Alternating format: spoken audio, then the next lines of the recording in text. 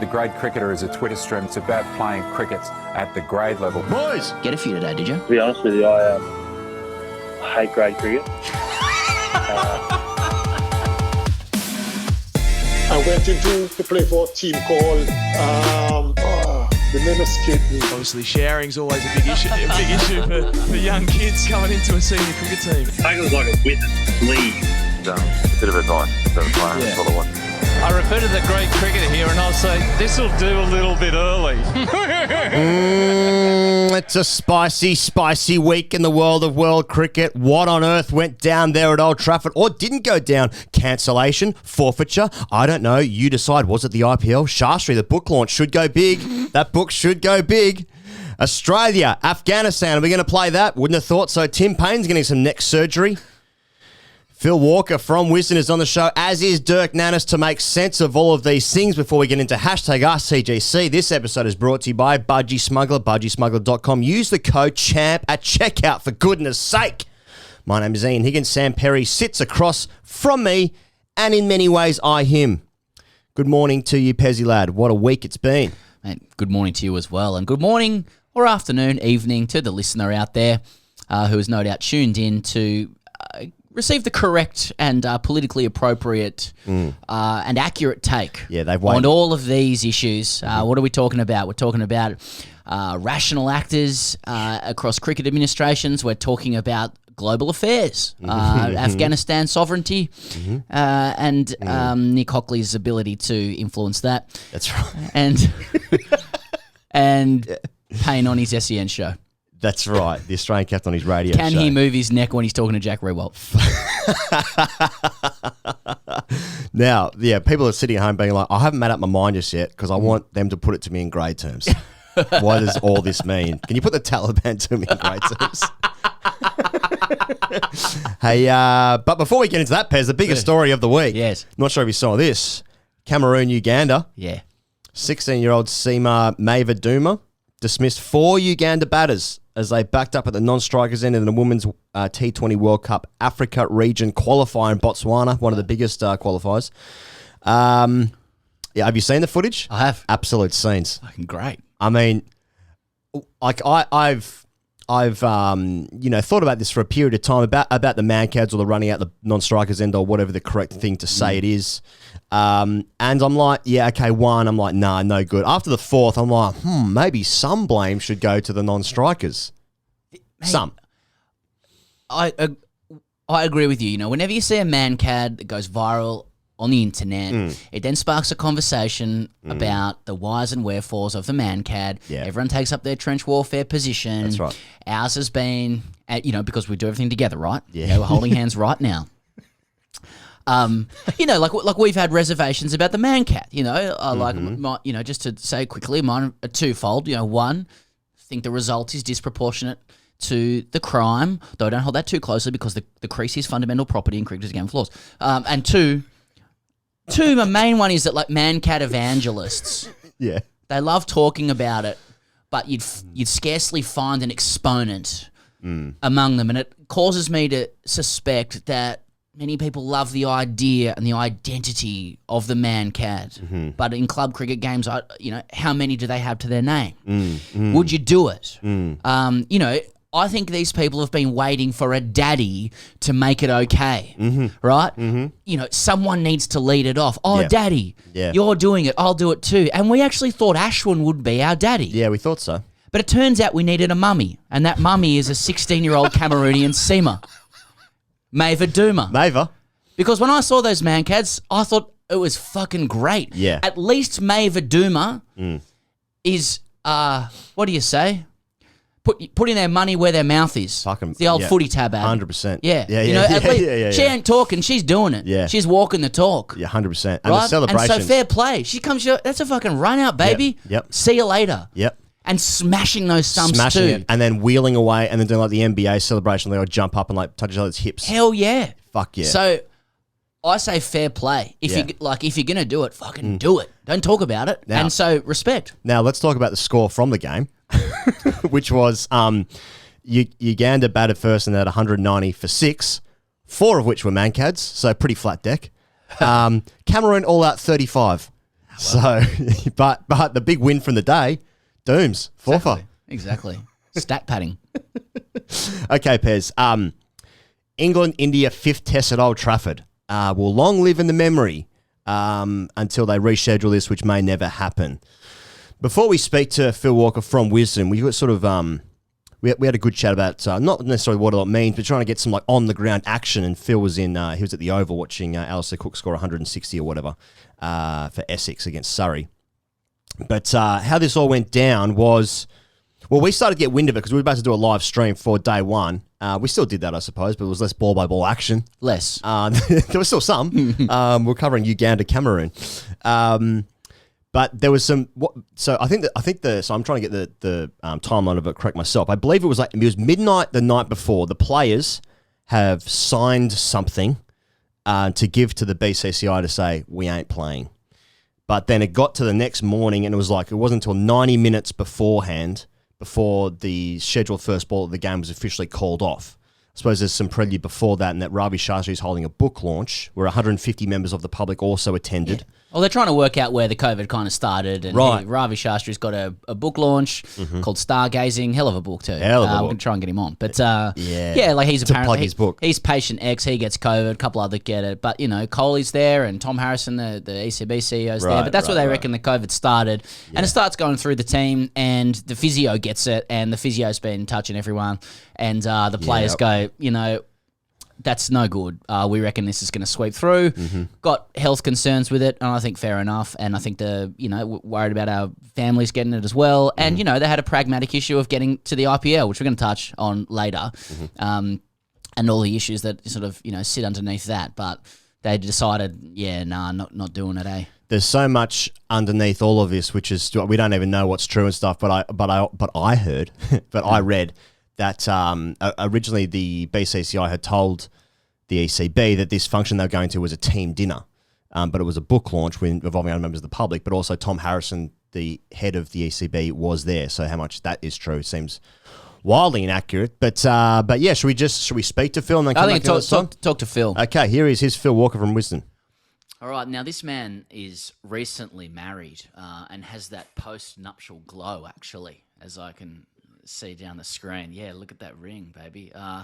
He's also got an unbelievable left foot too from a five-a-side game I played with him many years ago. And least importantly, but most relevant to this, is that he's editor-in-chief of the WISDEN Cricket Monthly, the WISDEN Cricket Monthly, I should say, a venerable publication that also produces the WISDEN Cricket Podcast, which is a great listen to.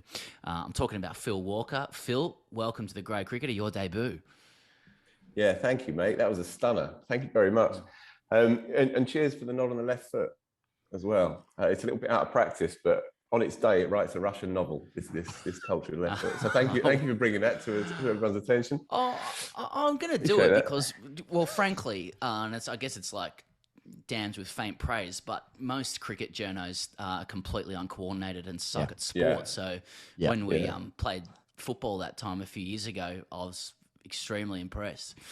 I'll be the judge of that. Well, look, for those who are watching on YouTube as well, let's get the elephant out of the room. Where are you and what are you watching? Can you just give us a score update? Because as cricket fans, we just need to know what's going on if there's an actual game going on behind someone.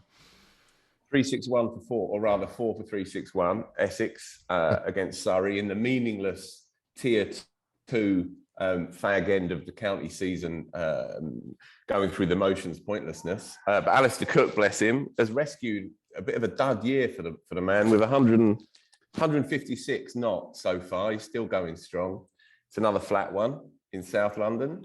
There's maybe, to be honest, the crowd's not bad for a Monday. There's probably 600 or 700 people here.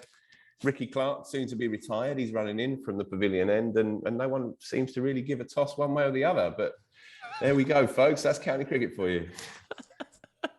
Moves on to 157 now, Alistair. 157. Sir Alistair. Phil, so we're recording Monday evening here in Australia, which is 3 days after learning about the cancellation or forfeiture or postponement of the fourth test.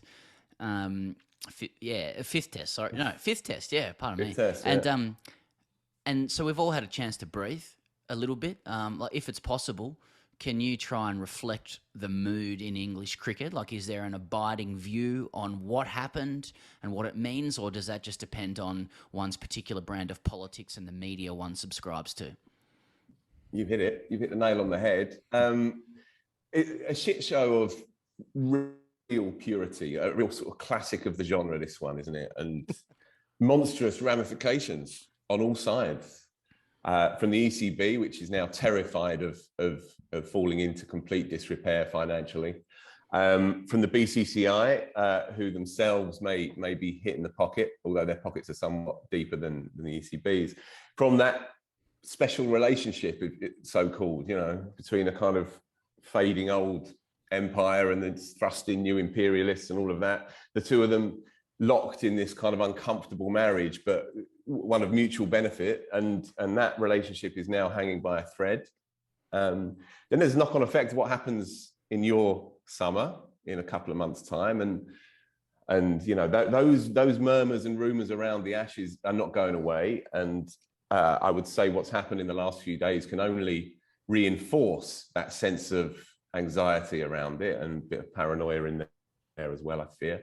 But yeah, where do you start? Many have said this was the moment. This was the moment when, the Test game was finally shunted off its pedestal for good, and it was sacrificed at the altar of player power and short-term commerce, and of course, the hoary old T20 game. Now, I think it's very simplistic to say, well, the IPL was beckoning and the players, were prioritising that. I think it's a bit simplistic to say that. The human reality from the Indian players' perspective is that they were there. They've been in England forever. They've been over here since May. And when I speak in the present tense, they have now left, incidentally, and they're all settled in where they need to be. With, of course, the IPL starting this coming weekend. So, as we know, Sourav Ganguly et al. Were desperate to try and mark this Test match off the calendar, get rid of it. They weren't able to reach that agreement, and so there is a kind of gnawing sense of convenience, sure, that this game didn't get played. But there are all kinds of legitimate mitigating circumstances around it, I think, and you can't escape the point that India's physiotherapist caught the bug and was working physically on these players, hand to hand, in their faces, literally, and that this was the backdrop to this final game. Now, there would have been every possibility that a COVID case could have then emerged in the Test match itself, two days in, multiple players potentially, and then it's complete and utter carnage. So they're the excuses. They are the mitigating circumstances. Before we start sort of firing wild shots and apportioning blame, a word for the punters, man. The punters, it literally called off 2 hours before the game. Right now, we are desperate to sell the game, desperate to convince people that this is a game still worth following. And in our country, we've actually done pretty well on that in the last year or two. For all the ins and outs of the 100 and all that bollocks, we are getting more people watching the game and more people engaged with the game than we've had for a long time. So there's some progress in that space, as Tom Harrison would say to you. So to then turn around and treat people with such contempt as this, why the game couldn't have been called off the night before, at least. You had these kind of queues of penguins and nuns and Daffy Ducks and this, that, and the other, all sort of drinking themselves into oblivion around the flesh pots of Manchester because they didn't have a game to go to. People booking hotels that suddenly, and they can't get refunds, or they can only get partial refunds. People who have booked in their whole weekends for this finale to what had been, with savage irony, a great series. Devastating really for the individuals involved, and it sends out a very nasty message. Not everybody is kind of embroiled in the nuances of the game and the kind of socio-economic realities of boards versus boards and against one another. They just want to go and see a game of cricket, right? And people save up for it, and they block out a weekend in late summer to go and do this, and then they just get turfed out literally on the morning of the game. People queuing up. There were people still in the ground, by the way. They came in And, the meat and 2 veg shops, and the stalls, they were still running. So people were just sitting in their seats, having a beer and eating their pies, almost, refusing to accept the grim reality of it. Overall, the feeling is one of sadness and a massive missed opportunity, because now this series just has this big black asterisk next to it. And no one wanted that. On a global level, but on a micro level as well, because it's captured something this summer, and now we have to dredge through all the shit to try and make some sense of it. And what a shame! What a shame that we're here. Do you have a sense, Phil, of what the English players, how they feel about it? I mean, I note that young Johnny Bairstow, Darwin Milan, and Chris Wokes have all pulled out of the second leg of the IPL. Like that's. Like that'll show them. Chris Wokes going to be able to play some games for Delhi. Like that'll get some of the £40 million lost back or something. But do you get a sense of what the English players were feeling, or maybe still are feeling a few days on? Pretty perplexed, pretty furious, and that sense that this was their chance to try and balance the books a little bit, and it's been ripped away from them. Of course. If we're talking about the ethics of this, then infamously, they walked away from a South Africa tour last year in the midst of COVID, and there were differences. The vaccine, of course, wasn't out at the time. There was more paranoia and anxiety around what this thing was doing on an individual level. The savage irony there, of course, is that those tests that came through positive for England in South Africa were actually in the end false positives, and so nobody actually had the thing. Now India do have 2 cases that have been reported, obviously Shastri and then the physio. So they do have cases, and then there's a tendency to throw the book at them. So I'm not sure really that stands up. I've spoken about this before. Obviously, we had the ODI side the England ODI side having to be replaced literally overnight to fulfill a series against Pakistan earlier this summer. And we were saying at the time, what the South Africa thing comes home to roost in the end. It's only a matter of time before it comes home to roost, and there is that sense that this was this occasion. But in answer to your question, the England players are spitting because they still had a game to win, and they had a series to draw, and they have a very proud home record.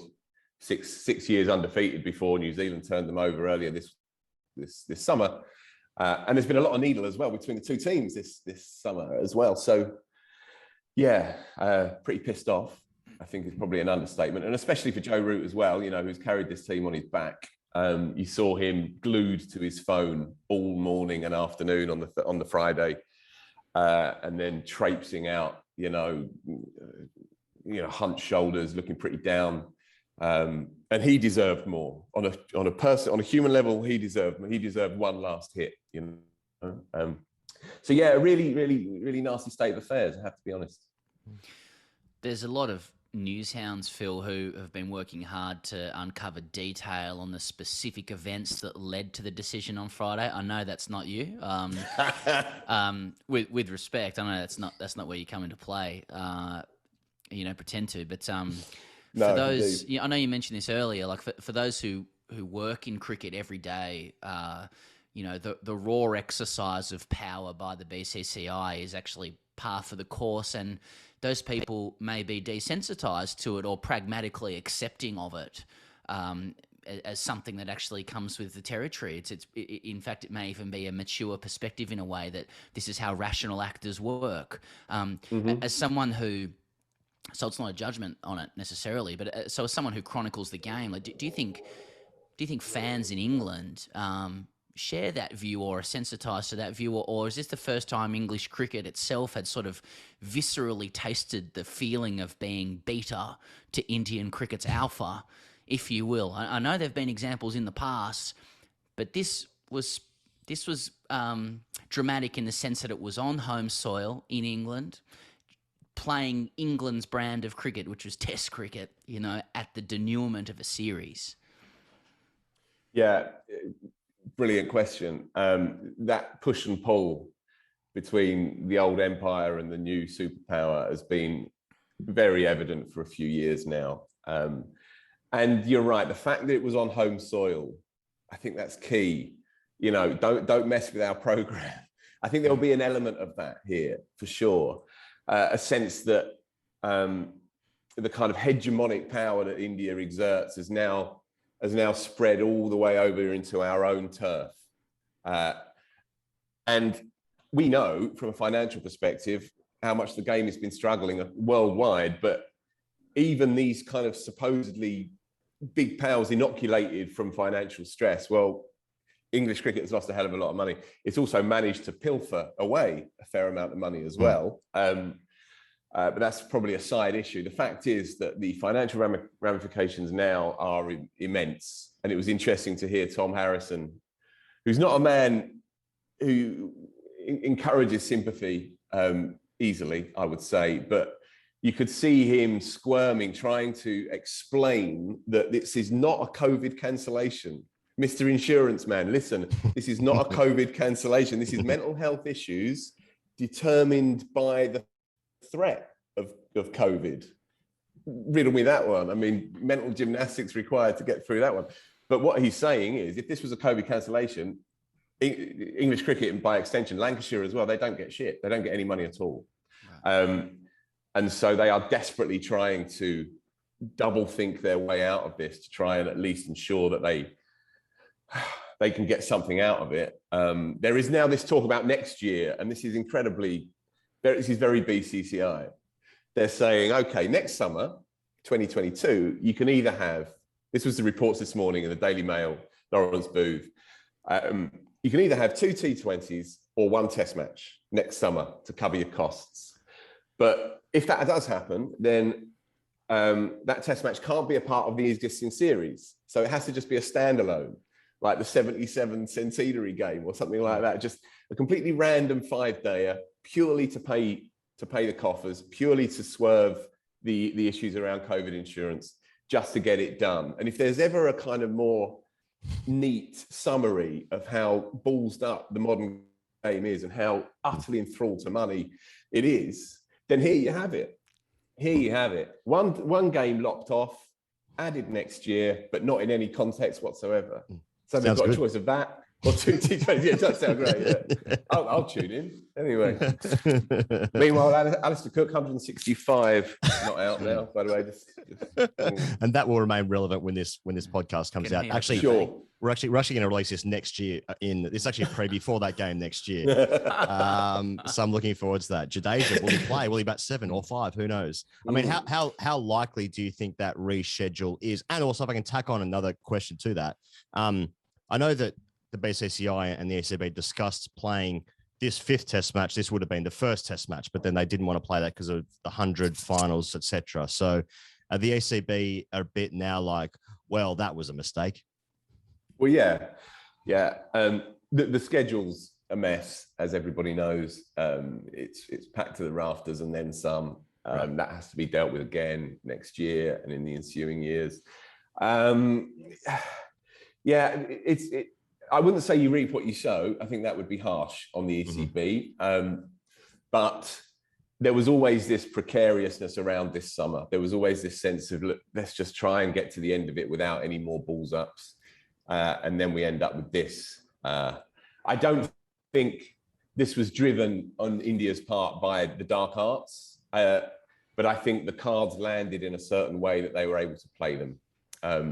I might get it in the net for that, but that's my reading of it. As I said earlier, I have a fair degree of sympathy for the individuals involved who have been over in England since May, living in these kind of half bubbles. Family members are over here. Pujara's family was here. Sharma's family was here. I think that all of that has to legitimately be taken into account, because it would be if the roles were reversed.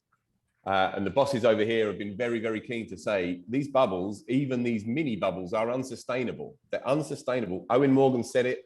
Tom Harrison said it. It's unsustainable. So there is a human element to all of this, as well as the real politic of what the BCCI may or may not have been playing.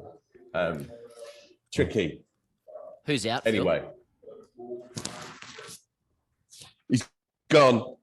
He's gone 320 balls, 165, 28 24s. Yeah, well batted, Cook. He's dragged it back. Anyway. Last one from me, Phil.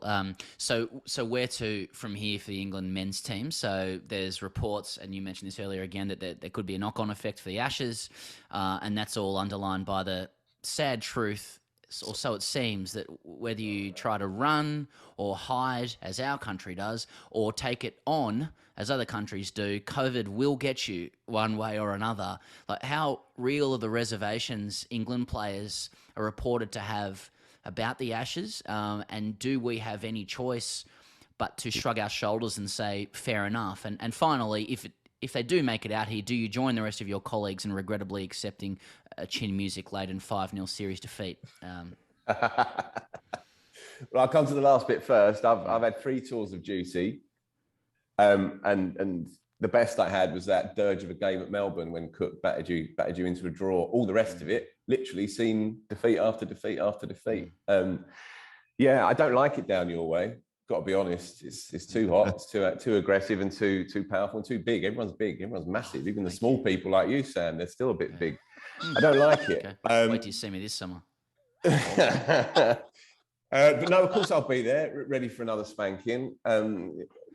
Given half a chance. Will it happen? Well, these rumours are not going away. I think there is a power struggle taking place for sure. But the England players, certainly some of them, certainly the multi-format players at the top of the game, they're not going to be dictated to on this anymore. And they will argue, with a degree of legitimacy, we have flogged ourselves for 2 years through this virus.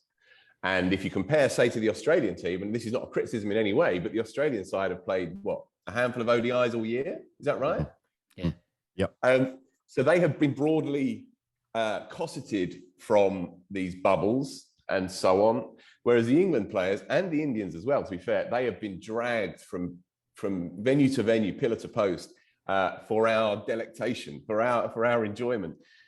For all that the Ashes is the Ashes, if one or two of them, or 3 or 4 of them turn around and say, look, I cannot face this anymore, then there will not be a lack of sympathy for them. Okay, there really won't be. There is no lack of sympathy for Ben Stokes, who's taken an enforced time out of the game, missed the whole of the India series, is missing the T20 World Cup in October, may well be missing more cricket after that as well. There is no lack of sympathy for him. Just as no books would be thrown at Joss Butler if he turns around and says, do you know what, this is another party too far for me. You know, this is the reality, and people can say, well, they're mollycoddled. This is the Ashes. You should be turning out and doing what you have to do. Well, I don't think we live in that world anymore, really. The knock-on question, I suppose, is if England can only persuade a certain number of players, then do we accept a kind of, Kerry Packer style, Ashes wipeout when we go and when we beat you 5-1 that time when you didn't have a team out? Or do we say, okay, look, let's be pragmatic. Let's postpone this thing until a better day. You know more about this than I do, about where Australian government and by extension CA are and how much flex they're going to have in the end. You'll know better than I. So what is the answer? Is there going to be any leeway, any deviation? 5-0, you beauty. Yeah. Well, I was going to say that the first thing to say is that, like, India brought their C team out last time, and they did okay against us. It was a good series. So yeah, it was really good. So don't be too afraid. Don't be too afraid of that. Yeah, I don't know. I feel like in Australia, we are very isolationist and protectionist and zero risk with everything we do. But paradoxically, I feel like our government is so populist that they wouldn't dare not put the Ashes on. They have a way of making both things true. They have a way of making both things true. So England are asking for resort style exclusivity, aren't they? That's essentially what their requirements are, and for as much presence of their families as possible. And if that's not delivered for them, then they might kick their heels in and not come. My guess, for what it's worth, is that in the end, come Brisbane in late November, we'll toss up, we'll win it, we'll make the wrong decision, get beaten 4 days with as strong a side as we can put out. And that's my guess. In the end, market forces and the push and pull of cricket diplomacy will be such that I think we'll get it on. But I don't think it's absolutely a stick on, and I've thought it has been for a couple of months. But then the more I read about the kind of proud intransigence of your system, you know, and this being a kind of world leader in COVID fundamentalism and all of that, I wonder if the unimaginable does actually play out in the end. We shall see. I don't know. If it does go on, then I'll be there anyway. There's no doubt that there will be focus groups at the moment trying to, the government will be commissioning focus groups to try and work out what plays more with voters. Us being obsessed with our borders and Fortress Australia, or like Steve Smith scoring 100 against Chris Wokes. And like, it's going to be close, and whichever one comes up trumps. Let's just hope those focus groups turn up Smithy, Yeah. Let's hope so. Because I mean, the game needs it, is desperate for it, and obviously your cricket has lost a lot of money as well. It has to happen, doesn't it? Really, from an existential perspective, really, English cricket's on its knees financially, and your boys are going to be hit hard as well. Yeah, we shall see. Not so much safe living as assisted dying at the minute, it feels, but hopefully we can get this done. All feeling and sounding pretty good. Phil Walker, thanks so much for joining us, mate. Wonderful debut. I'm sure that left peg will keep you in good stead. Post-nuptial glow is fantastic. Cheers, mate. We'll catch you next time. Cheers, fellas. Thank you very much to Phil for his time, whilst having his back to Alistair Cook, the disrespect. Alistair Cook, will he go to the Ashes? Is that ever going to happen? More on that later. Pez, I just want to know what all this means. What does it all mean? And nothing? Just 2-1. Yeah, that's right. Is it? Yeah. Is it 2-1? I don't know. Yeah, what about the World Test Championship points out of this? What does this mean for Australia? Mate, it's such an issues-rich thing that's happened. You can take any prism that you want with it. Yeah. Like the one that stuck out to me was how the episode sort of reveals the gaping chasm in the perceptions and expectations of the everyday fan with the lived experience of players and maybe those inside cricket. Like, I think people are trying to pass that at the moment. So, like, one, outside of what you see on the field, which is invariably excellent from the players and enjoyable to watch, these guys have been jumping from four-walled hotel to four-walled hotel for a year and a half, from biosecure environment to managed environment now, sometimes with family, often without, 18 months of that. I think it's very difficult to put ourselves in their shoes in relation to that. Phil also made a great point just then, is that our Australian players have hardly played. Yeah. And all the cricket has basically been England. And then India have also played heaps of cricket as well. So that'll come into context later when we talk about Australia and the Ashes and what's going on there. But yeah, it is sort of a bit easy to forget that it's just different teams playing, but not our team. Yeah. And then the second one that, I think, people are skittish in talking about too much or trying to pass is the idea, and I think it's just true, like the primacy of the IPL is quite normalised among players, not just Indian players. You have to see which Aussies have decided to go to the IPL and not play for their country, for example. And I'm not sure that it is among fans in certain places. I mean, it wasn't for us, about 12 months ago, or even less. Agreed. And I think the most chastening thing for fans is the idea that the Indian players wanted to leave, not just for health reasons, though there were health reasons and valid health reasons, mental health, physical health, all of that, but for the pragmatic reason to protect their availability for the IPL. And I don't think that's that big a problem, right? But I think it is for fans who aren't used to where the IPL sits in the hierarchy and what it was offering in terms of Test cricket in this situation. Like, England is used to exerting its power over others, not having power exerted over it. Sure. Especially when it relates to Test cricket on its home soil. I think there's understandable reasons for the Indian players and BCCI doing so, truly. But you can't ignore that this was truly like the raw exercise of power of one institution over another, in a way that the power often does, because it can. Like, power doesn't bend to reason. Power only bends to power. And I think the tough thing for England is that they're rarely, if ever, on the receiving end of it. And for that reason, he goes, that's why I'm today declaring that more than the Gabba, more than Lords and more than the Oval, the Indians' abandonment of the Old Trafford Test is the most Asian century moment yet. It was the purest, most dramatic exercise of power we've seen because they cucked Test cricket in England. Without a ball being bowled. And I say fair play. Yeah. It's not a judgment. It's a cultural exchange. I'm just here exchanging. I mean, the lengths they went to not get Ashwin a game, honestly. He might have played that game. I'm also looking forward to unveiling our RPL coverage next week. That's all right. I think there's something as well, I think, mate, about, like the idea of sport being like an even contest, for everyone except for professionals, right? So that's like 98% of 99.9% of the entire makeup of a sport is amateur until like that 1% or 0.1%. Yeah. And so this idea that like everything should be fair. And the reason I say this is because, like, if everything was even in like some sort of like communist society, I suppose, utopia. Some sort of communist utopia. Yes, that's not an oxymoron. That because it was clear that the BCCI didn't want to play 5 tests, especially when they had to reschedule the IPL for the second half, and so they suggested playing this Old Trafford game as the first test match before the first test match was scheduled. Yeah. But then the ECB were like, no, we want to play the 100, right? Yeah.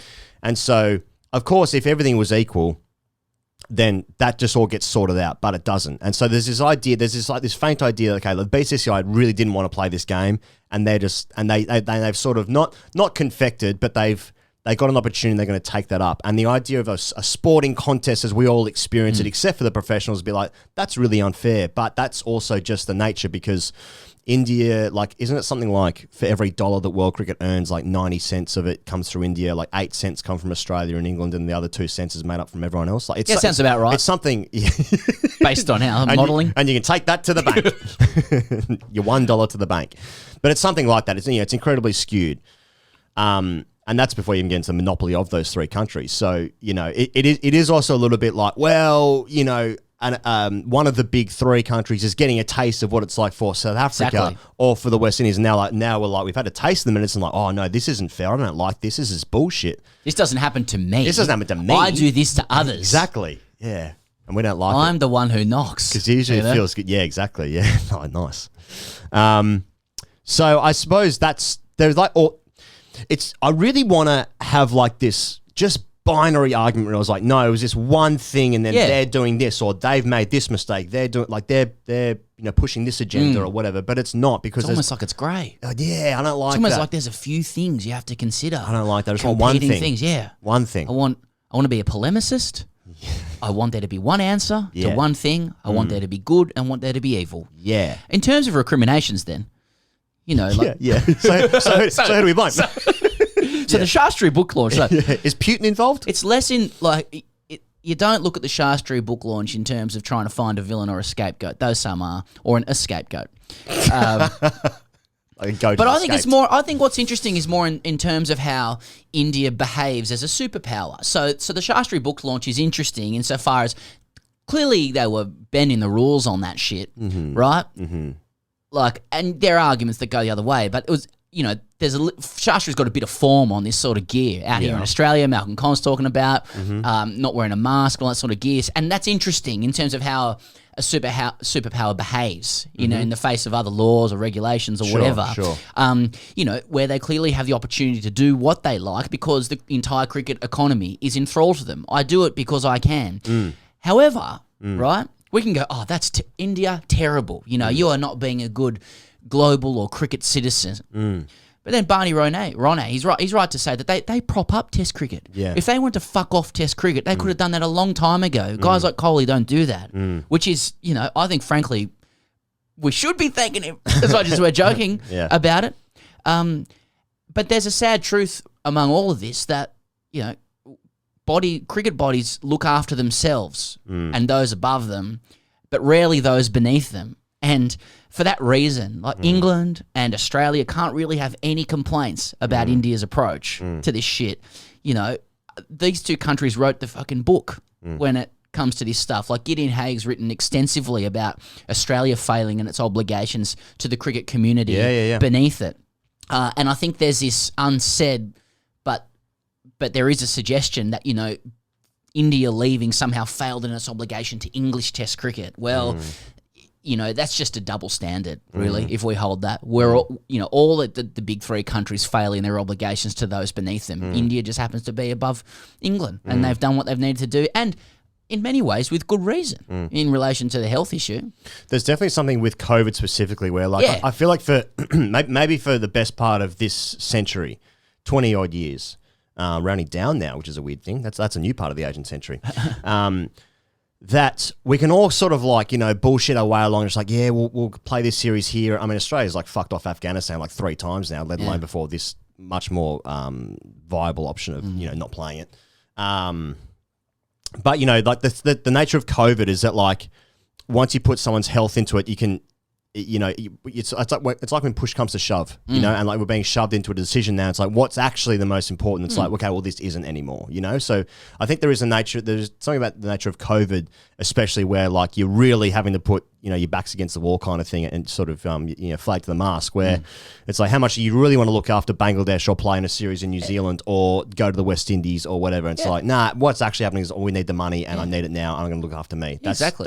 And in this case, the loser out of that was Test cricket in England, which is something that we've always put at the absolute pinnacle of the game. Nothing compromises that. Well, things do compromise that now, But that's the truth. If you had to guess, what's the likelihood of that 5th Test match being played? Oh, I don't know. I mean, especially after having listened to Phil, like, it sounds like they just, both boards will get together and make a call on whatever's the most commercially rational decision is, and then they'll just put all of the marketing promotion around it. If that's 2 T20s or a standalone test match for whatever reason, then they'll just do it, I did like how he called it the special relationship as well. I hadn't heard that, and now I want to be in that relationship, but that's a separate fetish I have. They should make it a testimonial. Sponsored by Shastri's book, Stargazer. We'll have to get him on to discuss the book too. I want to say as well at the same time that the Yorkshire racism investigation has been going for a little while, and they've been pushed and pushed. There was a government intervention actually saying that like they need to release these findings. And when did they decide to release those findings, Pez? In between the 2 announcements of the game being cancelled or forfeited by the ECB of this game. So like they've absolutely tried to bury the findings of this investigation, which is scandalous in its own right. And I suppose, surprisingly, the language in the findings is not even particularly strong. Nothing really surprising came out of it, I suppose. A lot of it did center around Azim Rafiq, though it wasn't it wasn't just about him. It was a lot about Muslims in the area as well, and like even amateurs in the local area playing there as well. So, I mean, I don't know what else to say that, but extremely disappointing to like absolutely bury those findings in between the biggest news story, perhaps this year. A game being cancelled on the day of a game in a test match. Grim. Yeah, it was the language of an organisation with something to hide and more things to hide. I think Azim Rafiq has come out on Twitter yesterday or the day before and made a few more remarks about it. He's certainly not happy with it. I wonder if it'll keep rolling on. This is what happens. If they think that's a genius communication strategy to, take findings of racism, institutional racism out with the trash on a Friday when something else big is going on. Yeah. I think that's genius and it'll all go away. And then they get that result from Azim. They might have bought themselves more press with it. When you have issues like this, you've got to get it out in the open. You've got to deal with it. That's when it goes away. So I'd be curious to see whether, people like us or, more serious news hounds pick this up and keep running with it. It sounds like they should. Mate, it's just an entire grim news week. Which was an offset to Good News Week. Good News Week with Paul McDermott. Yeah, which is different in the Good News Bible. This is the Grim News Bible this week. Fuck, mate, it's all shit. Everything's shit. But you can deliver an unbelievable sermon. And you can get that episode on our Patreon, patreon.com/Grade Cricketer. We talk about unbelievable sermons. See, capitalism, it always wins in some capacity or another. The Afghanistan test match looks all but off in relation to Australia, saying that, well, if Afghanistan are not going to have a women's team, and by that they're saying that the Taliban are implementing a thing where women are not allowed to play sport, amongst many other things, in Afghanistan. And so Australia's saying, well, we ain't going to support that and we ain't going to play. So that's at least one test match gone, unless they want to play Ireland or something like that, or maybe West Australia start their own thing, start that segregation going. September 1, CA was good to go on the test.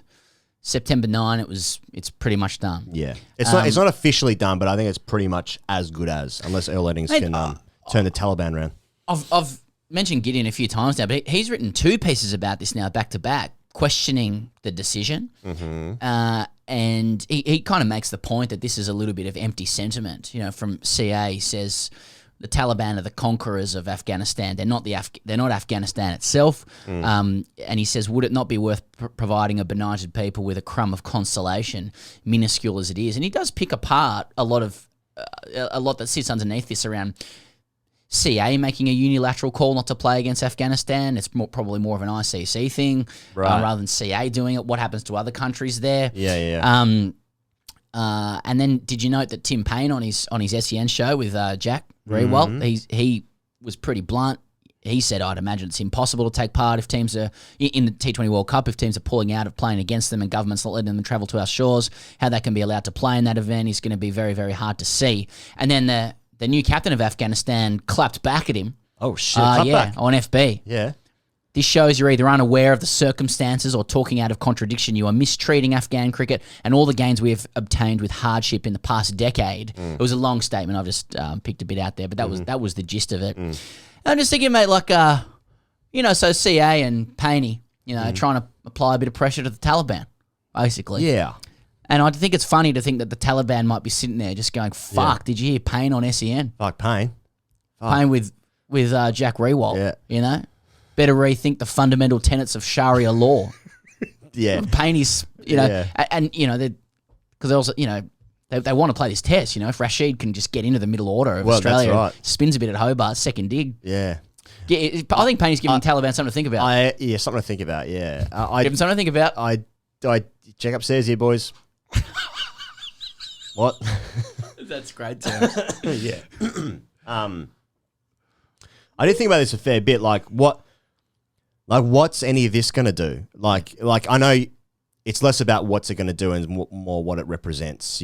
Can you support, playing these nations when they're not supporting their own people, sort of thing. Yeah.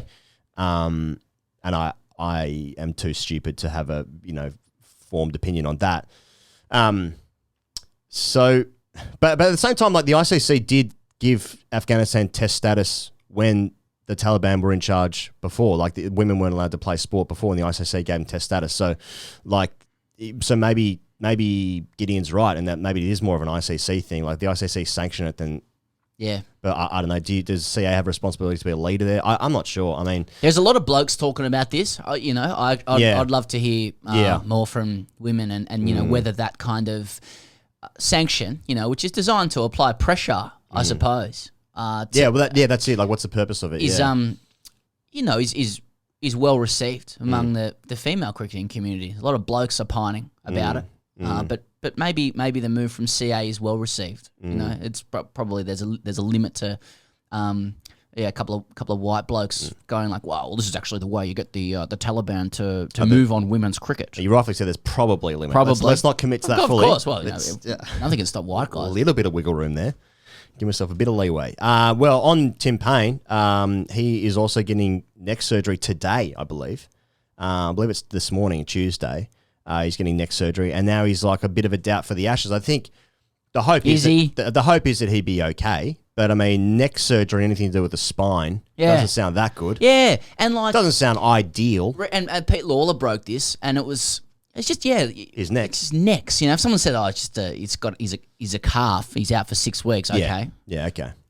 He's a baby calf, but it's like a neck, and also it was one of those. It's a neck where he hasn't been able to fix it with other treatment, and so it's more of a last resort thing. It's how's that? How's your Gregory Peck? How's your Gregory Peck? Not his pectoral muscle. It's my dad's hero. Yeah. So, Atticus Finch, the softly spoken but firm defender of the South.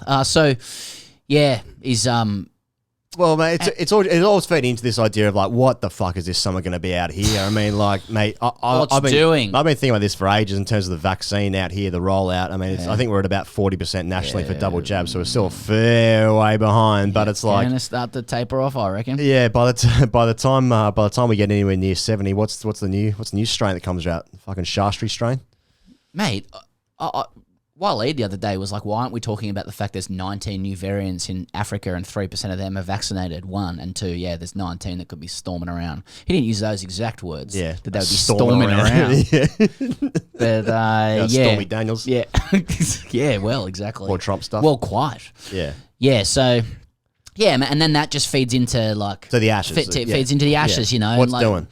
Hey, there's a bit of there's a bit of tea leaves shit here. There's a bit of reading between the lines shit. It's starting to look grim. Like England wants exemptions. They want resort accommodation. They want to bring their families. Yep. They want to do things in line with the way the rest of the world is treating COVID. Yeah. Where, where a year ago for them, Yep. that's prison out here, baby. Yeah. You got where's zero risk. Fortress Australia, Which is actually their fault because they started the prison system. well, out fucking oath. here. Rip what you sow. And it did contravene international law back in 1780s as well. They can wear fucking convict clothes. They can wear black and white stripes and silly little hats. Annex half a fucking continent. All they want to... Absolute joke. Oh, Cook's like, there's only a couple hundred of them out here. Nah. And then Arthur Phillip came out and was like, nah, I don't think so. There's fair few. It's heaps, eh? Yeah, there's quite a few. They go all the way to the Blue Mountains as well. You said they just lived on the coast. Why can't I see smoke signals 50 k's away? Storming around up there. Huts and everything. Fully sophisticated society, living sovereignty. Anyway, so Fortress Australia will barely let its own fucking citizens back. Yeah. And even then they're locked up big style, and yet England want to come out to resort of comms. Bit of a pickle. With families and stuff. The logistical gymnastics seem to be obtaining like a higher degree of difficulty every day with this shit. And there are England guys who won't come. Stokes seems cooked. Talk about tea leaves. Yeah. Every smoke signal there is like, ain't happening. Yeah. I've read from a couple of people now that it's like he's unlikely to play this year. Yeah. So why would you go to Australia then? So now it's also like even if they do come, they can make it happen. What sort of team's coming out here? And Paine might have his neck injury as well, so we won't get to see Tim Paine. Where's Gregory Peck? But, then again, like Joe Burns last year, it just seems too big to fail, except that he failed. And he's down the side, But Langer hugged him. So and they're playing less games of the Big Bash, so even if that's, I don't know what's You're rubbing your neck just thinking about... No, I'm getting transferred pain from Tim. Transferred pain from Tim. Fuck, there's a bit going on here. Gregory Peck. Except none of it is cricket related. Mate, yeah, so, mate, it's hard to get excited. It's hard to get excited. There's obviously no Archer. It's very unlikely there's Ben Stokes. What if guys who, even if, they do come out, what if guys like a Josh Butler or a Bairstow? Mate, what if Joe Root doesn't play? What if Joe Root doesn't fancy it? But he's played in every single test match this year. They played heaps of test matches and bubbles the entire time. He's had his second kid this year, hasn't he? He's that lid. He's had a tin lid. So, what if he doesn't want to go to Australia? Get fucking bumped by Cummins and Hazelwood for 4 months. You want to do that? Not really, eh? Rory Burns and captain. Yeah, but you know what we're like. It doesn't matter who they could bring Mark Stoneman out again. As long as we're bumping someone, we'll be happy. We'll be like Homer Simpson on the couch after surviving 24 hours, Chips, screen blaring in the face. You beauty. Yeah, absolute beauty. I don't care who's bumping. Is there an English lid there? Bump him. I said to Phil, 5-0 sounds good to me. I don't give a fuck who we're playing. Fuck who you fucking put him. I don't give a fuck. I can't string words together and I've had 10 beers. Yeah. As long as we're bumping someone. Yeah. There'll be some cancellations with bushfires like there were in remember that Big Bash game a couple of years ago in Canberra? There was call it for smoke. Yeah. They call it for smoke. Yeah. Too hot. Okay, Bez, before we speak to Dirk Nannes to get his much more attuned perspective on these sort of things, we need to thank our dear friends at Budgie Smuggler at budgiesmuggler.com. Use the code CHAMP at checkout. And today, Pez, we're talking about socks. Socks. As Lieutenant Dan said, they're the most important thing when you're in Vietnam. And even if you're not in Vietnam, which I don't think you can get to in Australia at the moment. Well, you can find a way. You can get these Budgie Smuggler socks. If you're looking at this on YouTube, that's merino wool, baby. Nothing but the finest. Nothing but the finest. Takes away smell or some shit. What have we got here, guys? We can see some chilies on that. So again, that's make of that what you will. Yeah, well, that's a Vietnam reference. Okay. Yeah. When I went to Vietnam, I hadn't appreciated that. Well, I think cows are sacred, so there's no beef. Like, there's no beef in the sense that so you're eating like water buffalo. Really? Yeah. Was that in Vietnam? Yeah, it was in Vietnam. Yeah, I thought I've had. Yeah. I thought. Yeah. Okay. Yeah. So and water buffalo. Let me tell you, little chewy. I'm not talking about extra. God. But you know, like, because I didn't appreciate this until I started eating it. I went to Vietnam. I got a burger, okay, because I'm a fucking uncultured idiot. No, I was sick beforehand, so like anyway, whatever. And so I was expecting to eat this meat that was, my experience of Western food being cattle. Yes. And it was not that. And I was like, what the fuck is this? Right. That makes me sound incredibly uncultured, and I swear that it's not usually my experience and my attitudes heading to overseas countries, but it was in that trip. What are you looking up here? You're looking up the relationship of Vietnam to cows? Do you eat beef in Vietnam? But yeah, it's not really. Yeah, it's not really helping. No, I remember having a conversation with a dude. It's water buffalo. Okay. Well, I don't think our Vietnamese listenership is that high, but let us know. No, it's all in relation, isn't it? It's all that's right. Yeah. So you can get all that stuff at budgiesmuggler.com, as well as a whole bunch of other apparel. And, we are coming to summer in Australia, so if you want some swimmers, as Ed Cowan got in touch with us the other day, showing us, he used the code CHAMP. He used the code CHAMP at checkout. He got free shipping. So use the code CHAMP, get some shit with that, and you can do all of that. Get all of your apparel, all of your swimwear, your socks, if you will, if you need some socks. And I will. At budgiesmuggler.com. Here he is, Dirk Nannes. I'll normally do a big statistical rundown when we introduce guests, but I think Twitter's the best place to go here. I'm just going to read from his own bio. He says, apparently I'm a sax-playing, Japanese-speaking, Olympic snowboarding, abseiling, millionaire professional backpacker with a rock-solid back-foot defense. I wish. He's back for his second appearance on the show. His first was all the way back in 2017, episode 10. I'm sure he remembers it fondly. It's a Victorian, CSK, RCB, Delhi, Surrey, Middlesex, Somerset, Thunder, Netherlands, and other teams, and Australian international, who bowled wheels, Dirk Nannes. G'day, Dirk. Oh, I remember that first time. We were in Cricket New South Wales headquarters. Yeah. And I'm not actually sure how you managed to get a spot in there. In a boardroom or something like that, I reckon we were. You don't even remember it, do you? No, I remember the conversation. I remember how we got in there. I think we just snuck in. Which says a lot. I might be wrong. We might not have been in New South Wales. We were. I think we were essentially Java. We just broke into the ground. There was no security. So yeah, that was the gist of it. Yeah. Dirk, according as your bio shows, you're very intrepid, as a person. How have you been managing lockdown and what's been your relationship to cricket through that time? I'm born for lockdown. I love the fact that I don't have to do small talk with people. Lockdown, I've been up at the snow for the last 3 months, so it's been actually quite good. I've gotten reasonably fit. I thought I might have been blowing out a fraction, but I went for a ride the other day and I was actually the fastest I've ever done that little circuit in. So I can't be in horrible nick, although the scales might say I am. If we can talk about your cricketing life, Dirk. I mean, we only spoke this a while ago, but I find it interesting that a lot of people would know you as playing for the Netherlands, and you played there for about 10 minutes, and your identity for still a lot of people was like, oh yeah, the Dutch bloke. Yeah, I played for, I think it was 4 days. I made it been an official Dutch player because I played 2 games. I played once against England that game, and then 3 or 4 days later we lost to Pakistan at Lords, and then that was it. Yeah, and I asked you about playing the IPL as well, of which you played for RCB, you played for CSK, you played for Delhi as well. Yep. Is that right? Played for Delhi as well. Do you find? I mean, there's the conversation this week around the relationship to the IPL and Test cricket, and did India not want to play this last game because they want to play in the IPL, or whether that's true or not, irrelevant. But the relationship for Australians specifically with the IPL, and Pez and I include ourselves in this, is that it's hardly recognised as a competition. It's just like the Aussie players go over there for a bit and they get some money and they come home. But like, you've been in it. Do you understand that Australians don't really recognise it at all? Yeah, if it's not on the box, it doesn't happen. Right. So no one knows anything. And that's a pretty bad press at the start. Going about people partying and people think it's just about money, just a cash grab. Well, that's a pretty big part of it. It's life changing. Yeah. So of course it's a big deal. But yeah, people don't see it. And who,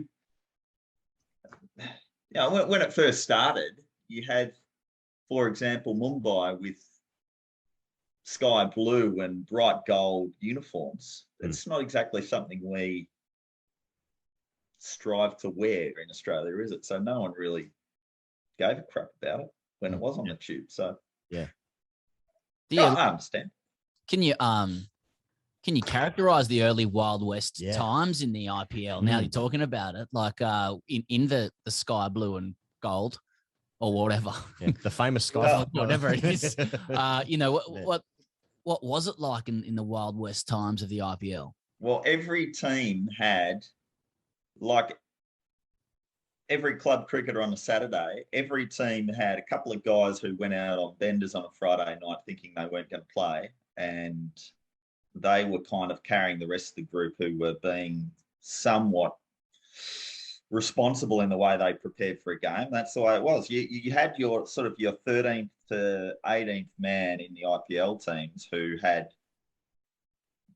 they were never going to play because the bench was too deep. So you knew you weren't going to get a game, and those guys went out and did what a lot of cricketers at that age would do. Getting well paid to go on a drinking trip, it seemed, at some stages. But otherwise, the cricket was pretty serious. Yeah. It's a good event. You guys might be. No, I want to go. We want to go. Unselected so far. Not selected. Yeah, it's all right. We're in chat with CSK for a while. Got any people listening from over there? Surely. Couple. Yeah. Couple.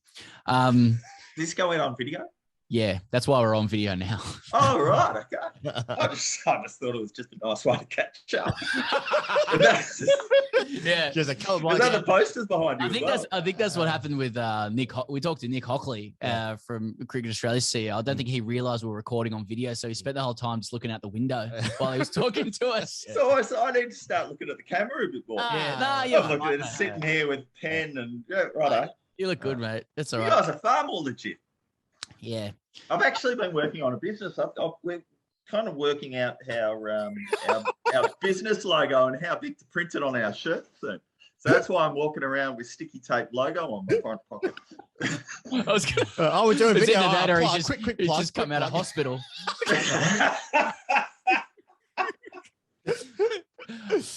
There's all this time that cricket's lost to COVID. Like, does it leave you, pining for the old days where you were a gunslinger for hire in various teams across the world, rocking up to franchises, met by the smell of dried sweat and dental rub and fragile dreams permeating the dressing room? Do you hanker for those times again?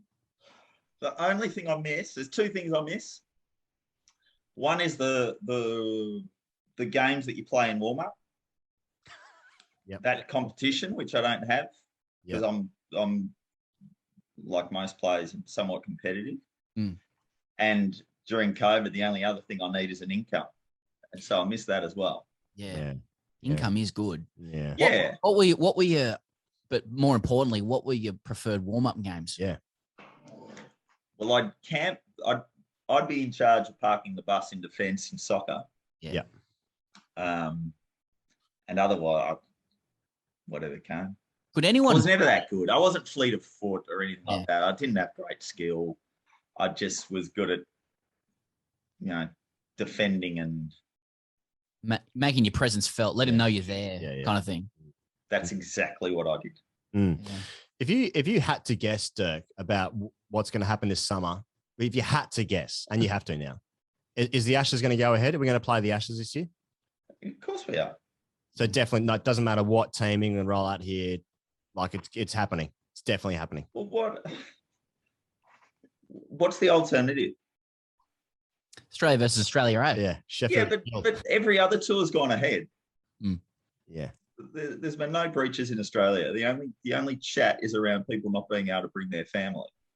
You're not cancelling an Ashes tour because people can't bring family. That's just garbage. That's just saber rattling and come on. I like it. So yes, it'll go ahead. Will we play all tests at every venue as planned? Or probably maybe with the exception of WA, but by then that's mid-January. Yeah. So you would hope things change by then. don't know. Maybe calling a down or two off the tube or something like that. But because the broadcasters can't go, but the players can.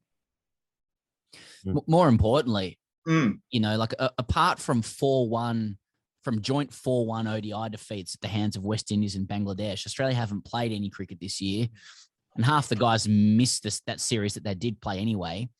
They're an outside chance at best for the T20 World Cup. Afghanistan's off now. The Ashes is looking dubious, as you say.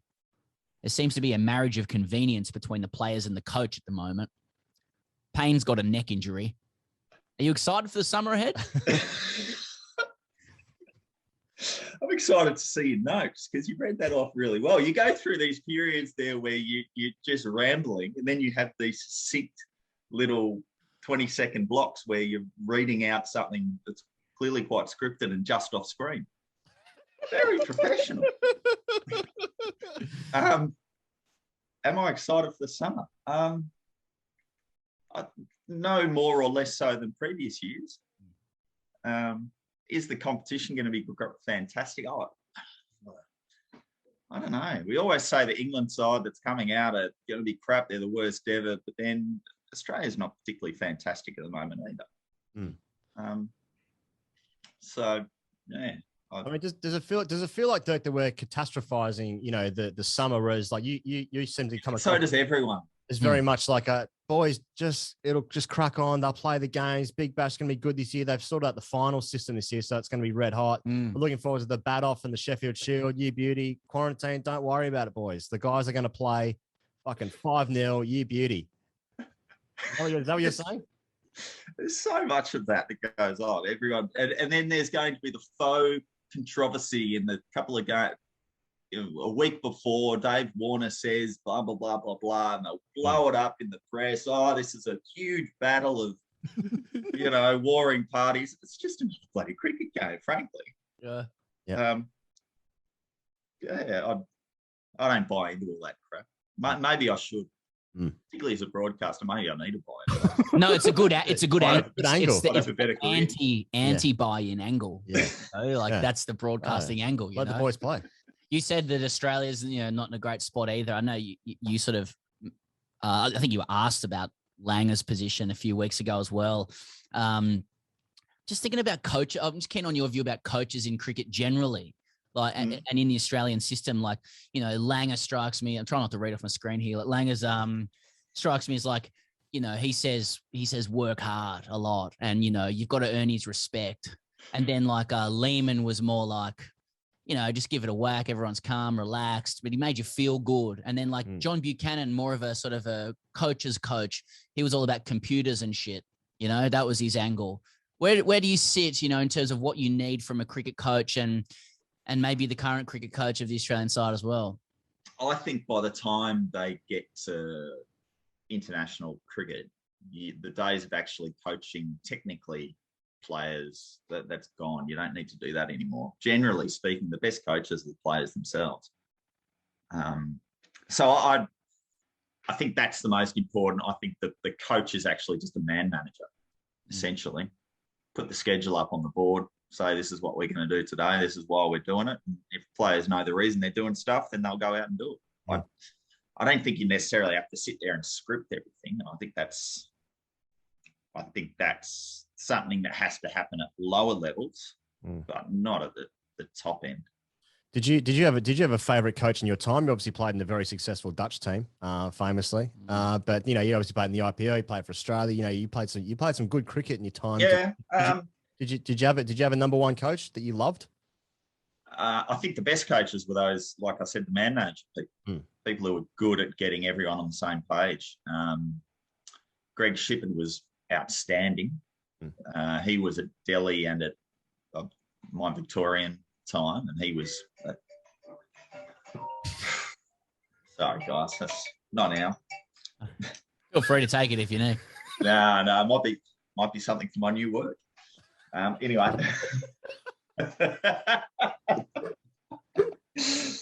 I'll leave that for now.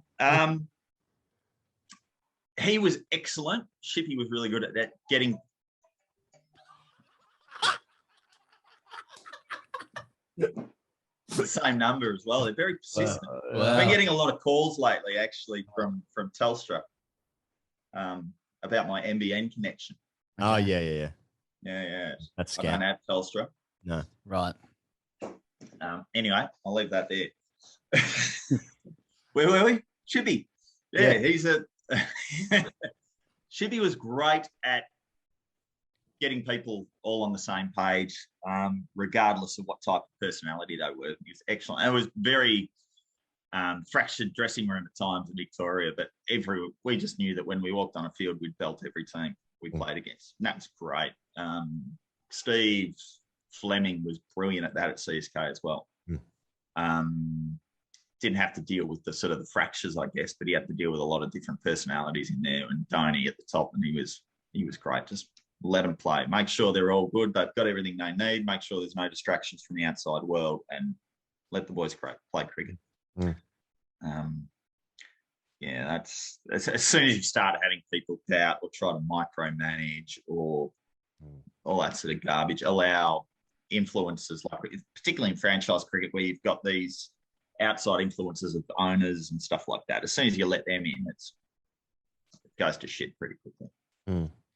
And so for a broadcaster like yourself ahead of the summer, Dirk, like, how do you prepare? Do you just draw upon your experience of having played for so long and learning that every dressing room is the same and cricket is all the same apart from the media handbags, which are all like confection, or do you sit down and study, take notes, or you look at England, A team, B team, or you look at who might make the Australian team?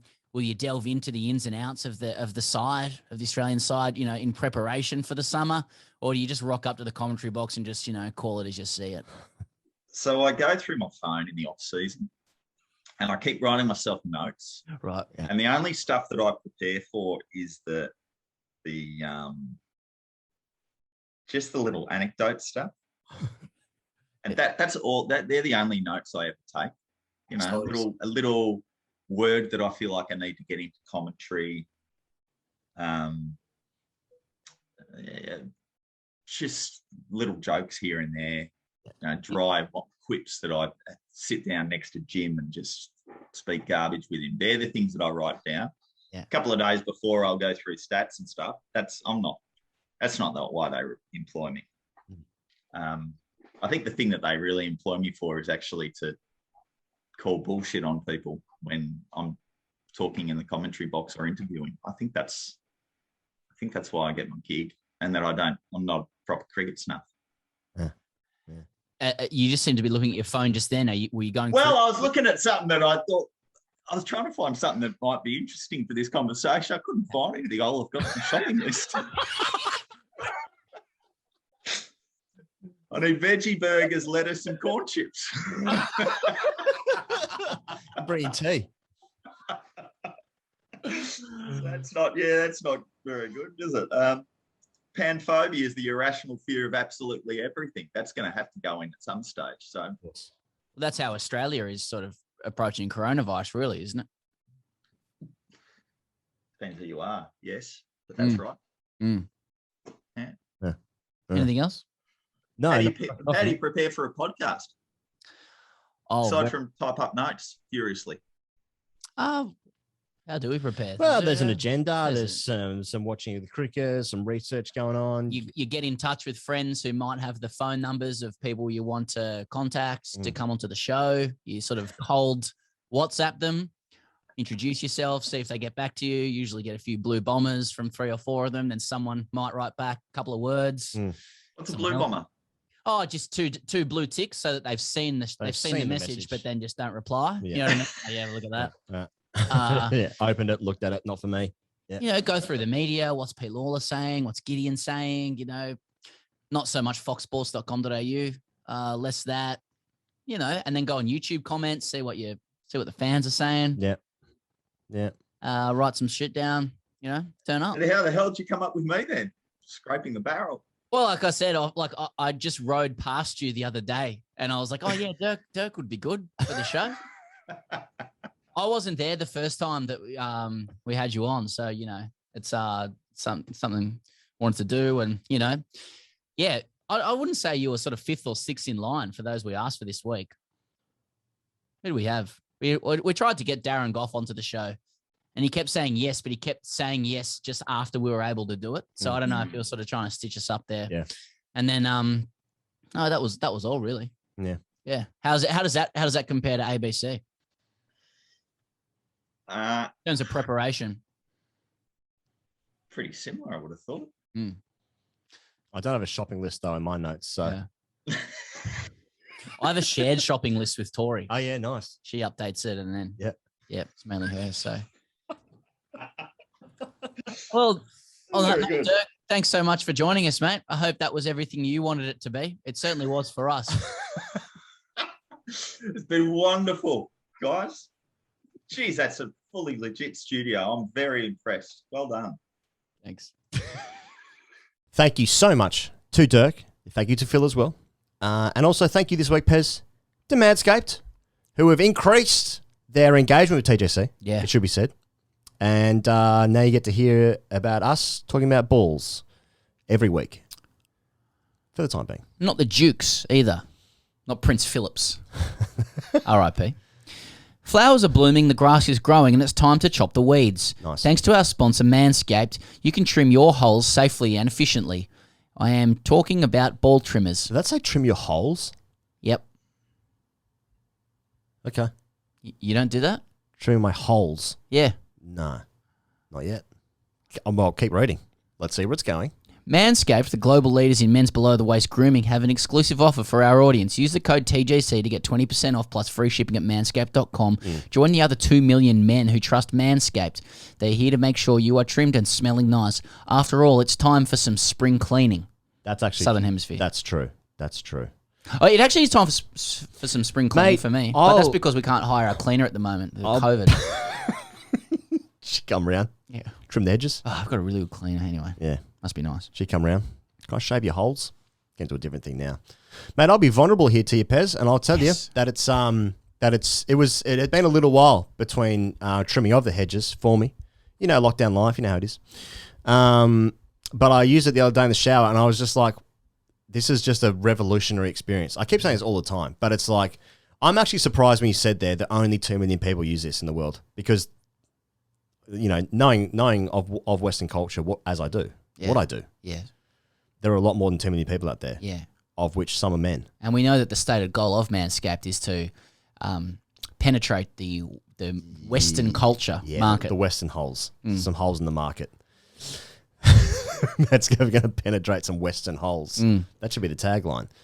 But mate, anything funny happened or was it just a really good groom? In the shower? Mate, it was just a really good groom. Yeah, mine lives in the shower. Got it done.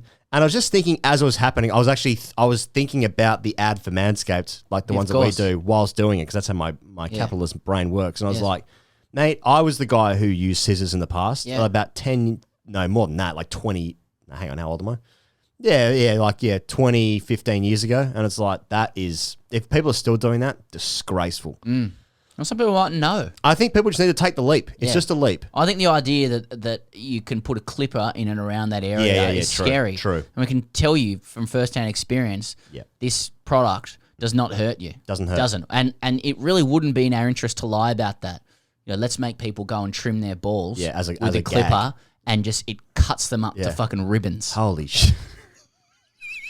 Boys, this cut me to ribbons. It'd be all sorts of legal issues there. No, I mean, if you apply it properly, I presume. But we've done it. I've done it many times. Yeah. It's amazing. You can, you really, you walk out and you trim, you slimline, you're aerodynamic, you run faster, you'd swim faster. That's right. If you're doing that nude. So, you know, it's all good. What do you get? You get, there's all sorts of packages they got here and shit. Best tools to get you ready. Weed whacker. So they've also got the nose and ear hair trimmer with skin safe technology that prevents nick. Yeah, like it just works. Okay. It's got it's got a motor. I'm just looking at this. Crop preserver. So it's got all the bells and whistles as well. If you want to get into the sort of deodorizing and stuff, if you can. If that's how you want. If you want to go the whole hog, basically with your hog, you can do that. There's a moisturizer there as well. Starting to get hot outside. Starting to get hot. Crucial your balls stop sticking to your leg. Man, bushfire season. Crucial so your balls stop sticking to your leg. Now, does that happen to you? Yeah. Wow. Okay? I must be on my own now. I've never had to sort of take my balls off my leg like as though it was sticking like an adhesive. I'm not talking about just like, it's on my knee again. Yeah. That'd be a medical issue if that was the case. Crop reviver, spray on toner for your balls. I mean, look, I got this shit. I've only not used the toner. Yeah, but it's there if you want. Saying there's options. That's it's like for a if printer, you isn't it? got a good Premier League side, you got a good bench. You know, you can use them when you need. If there's that's true. injuries, That's true. Sometimes you need to. Yeah, it's a squad game. You can get your balls smelling like spring flowers. Perfect. Yeah. So 20% off plus free shipping using the code TGC at manscaped.com. Do yourself a favour. Always use the right tools for the job. Manscaped. Cheers. #AskTGC. Pezzy lad. Yo. I like this. Am I reading this or you? Oh, can I read it? Yeah. I had a special reaction to this one. Go ahead. Thanks. This is from... It's from James. It's from James. It's via Patreon. Via Patreon. Patreon.com/GreatCrew for all that sort of shit. AskTGC, dear Sam and Ian, 3 or 4 times a week in the dead of night, I am woken by my neighbours' screams of pleasure from what sounds like exhausting, active and communicative sex.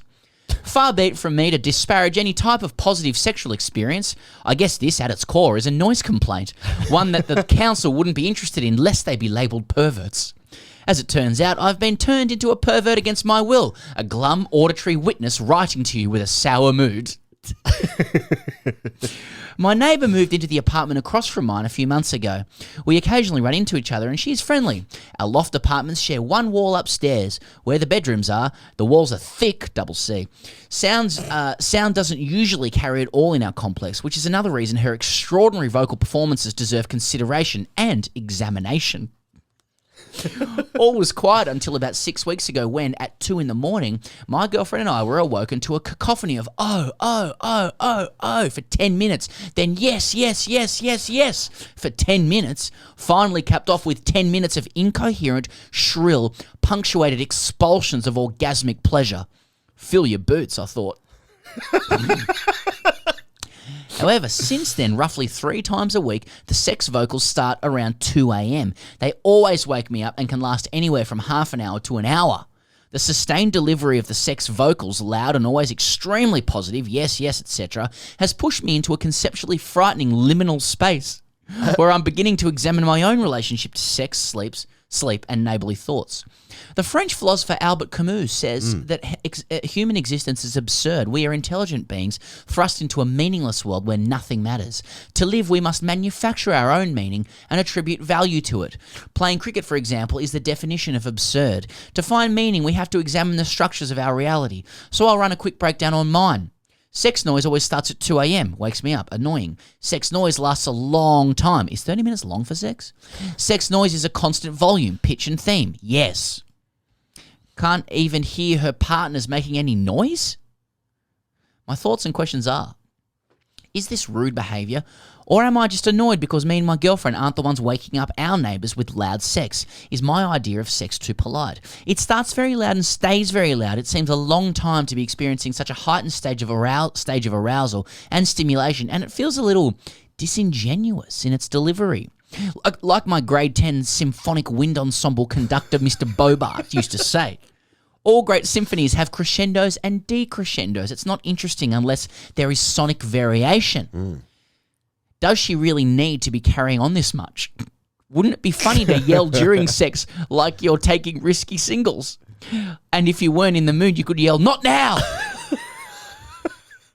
How do I reconcile wanting my neighbour to have a good sex life, but wanting myself to have uninterrupted sleep? Yours truly, James. Oh, it's the old yes, no, wait, sorry. It's the old yes, no, wait, sorry. There is something, well, as a male anyway, it's something, what is like when you think that you hear someone having sex, like your ears like prick like you're like a bloodhound. Yes. And I was trying to equate that, and all I could think of is, you know, when you walk past a Subway, you can smell the bread. Yeah. It's like it triggers like a memory in you. I remember back when I was living in Sydney, a place that I lived at, it like backed onto a set of apartment buildings, and so the gap between the two buildings, like it wasn't like you couldn't like reach out and touch each other's windows, but it was probably only about like 15, 20 meters apart. And my bedroom window when my bed head was at a window there. Then I backed onto like a neighbour's, the same. Right. It was mirrored. That's what I'm trying to say. Very poorly today. Can't talk today. And like I'd never seen it before, but it was literally like 2 a.m, and then I was awake for whatever reason, and then I just hear like this, oh, and I was like, but very faint because it's like from across the way. But then once you hear, like ears are pricked, and I'm like, well, hello boys, Yes. fill your boots, Yes. as James has said here. Cash in after tea. Yes. Just use jingoisms now.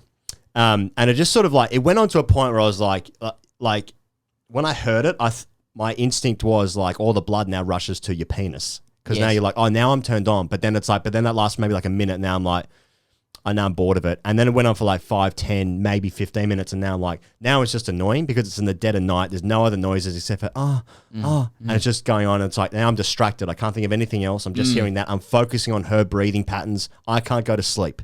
I've got work in the morning. Yeah. I probably didn't, but that's irrelevant. But it just went on and on and on. And it went on for, I would say close to half an hour. Yep. I was just like, but then like 5 minutes of like, and then stopping and then nothing. And then it picked up again. Yep. And then there was like a longer gap of maybe about 15, 20 minutes. Yep. And then there was nothing. And then I just heard like this guy go, oh, and then it was over. It really, son of a gun. Yeah. When you hear other people having sex, it causes you to, like driving past a cricket ground and watching people play gotta cricket. have a look. You got to have a look and you got to compare yourself to it.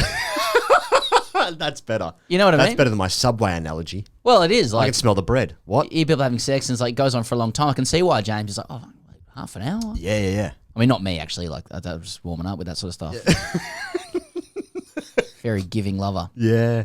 But, I can see why it would, especially if you're asleep at 2 a.m. At first you hear sex and you're like, congratulations to everybody involved. Yes. We're very happy. To you and yours. Very happy for them. And then when it goes on for a long time, you're like, shit. You start thinking about yourself. Where am I on this score? Really? Especially if you're next to your girlfriend. Oh, sure.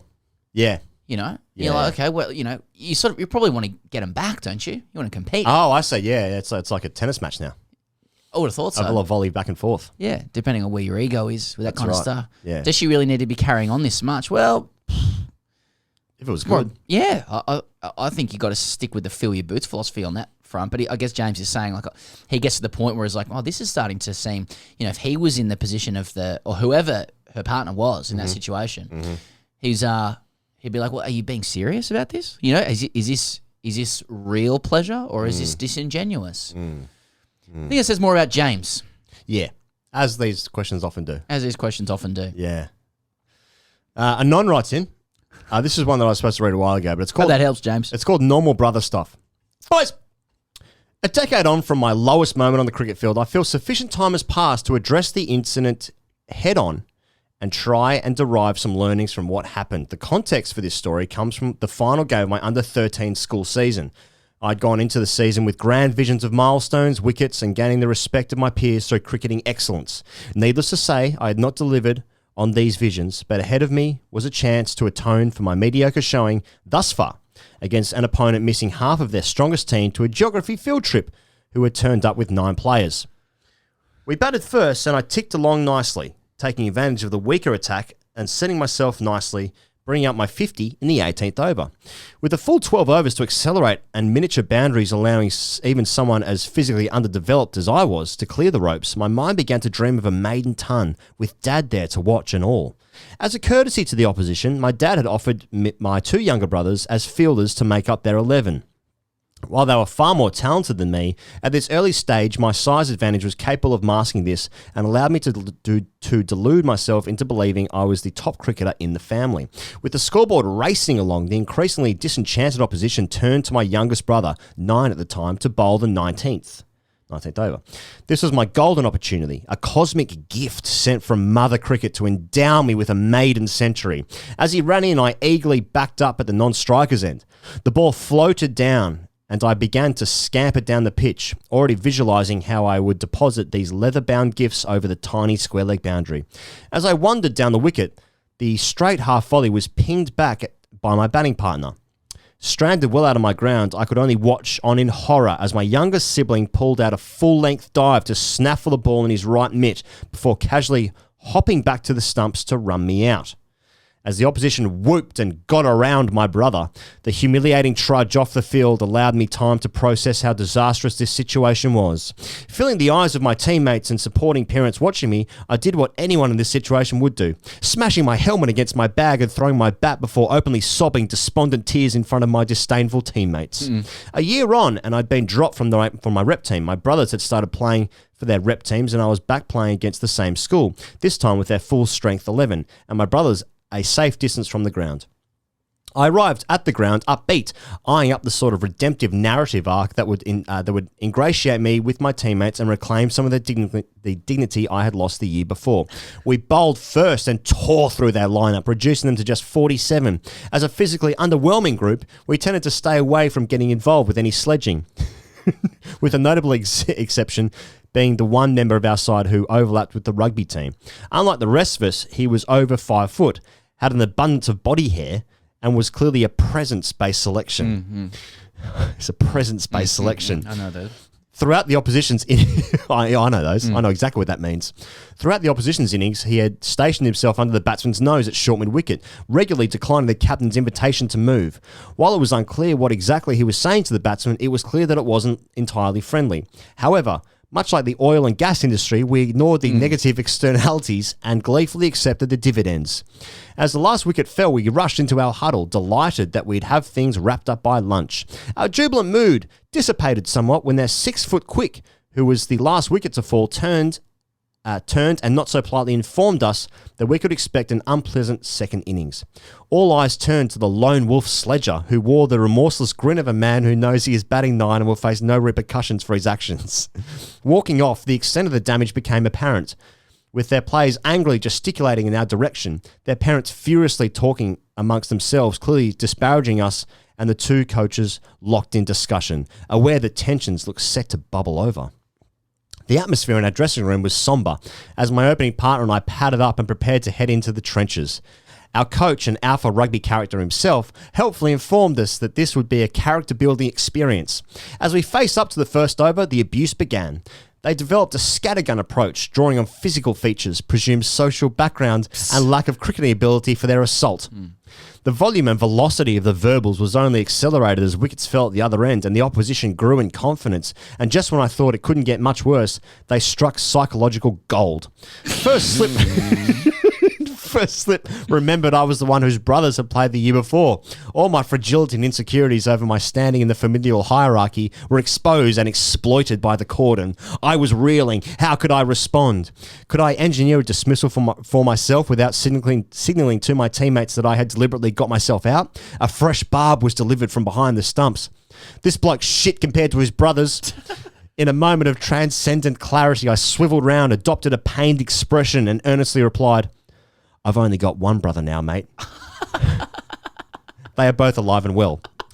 An uncomfortable silence descended over the opposition, only lifting a few balls later when the keeper murmured, "We shouldn't get stuck into this guy anyway. He seems nice to me." From that point, they didn't give me any chat, and I ground out the remaining runs to take us to victory. As two blokes from the internet who opine on the finer details of the cricketer's mentality, does this make me a bad person? Is this simply a more developed form of the accepted verbal to and fro deployed in club cricket? Is my batting average of 17 a curse from the mother cricket for these actions, or merely a reflection of my ability? Well, thanks for that. Thanks, Anon. Normal brother stuff. Normal brother stuff. I understand. I understand what it feels like to get out as a child when you expect to score runs and to throw your stuff everywhere and generally, reflect upon that with great embarrassment. But it's true. It's what happened. All it means is that you care. Secondly, I'm very happy for your brother getting you out in those circumstances. I just think the underdog story is really appealing, and you were walking down the wicket thinking about how you're going to deposit him everywhere, and he's just lobbing them down. I feel sorry for him as a little boy, and then he gets a moment of glory to get you out. That would just feel so good for him. So suck shit about that. Yep. And then, was it unethical, I guess, to infer that one of your brothers was dead so that you could get out of being sledged? No, not at all. No. I think Gotta use what you can. Yes, there was a review into Australia's win at all cost mentality recently, but no one talks about the flip side of that, which is they won a lot, and if it helps you win, as it did in this circumstance, then I think on the cricket field, the rules don't apply. It's the law of the jungle. If saying your brother is dead helps you score runs, then long live the death of your brothers. They're dead. Touch wood. 5-0 Australia. 5-0 Australia. That's all we've ever wanted.